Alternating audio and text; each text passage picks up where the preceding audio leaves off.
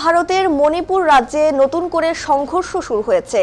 তবে গত দুদিন ধরে চলা এই সংঘর্ষ কুকি ও নাগাদের মধ্যে হচ্ছে বলে রাজ্য প্রশাসনের কর্মকর্তারা জানিয়েছেন। টাংখুল নাগা নামে নাগা সম্প্রদায়ের একটি গোষ্ঠীর এক সদস্যকে মারধরের খবরকে কেন্দ্র করে উরুখুল জেলায় নতুন করে সহিংসতা ছড়িয়ে পড়ে। সশস্ত্র জঙ্গিরা বেশ কয়েকটি বাড়িতে আগুন দেয়, বাড়িঘরেও আগুন দেওয়া হয়।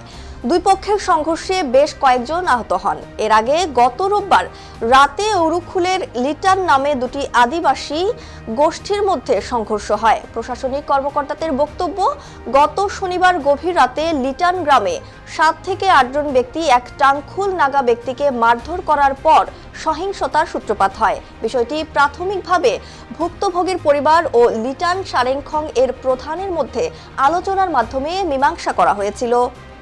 মনীষা ইসলাম, নিউজ 21 ইন্টারন্যাশনাল ডেস্ক।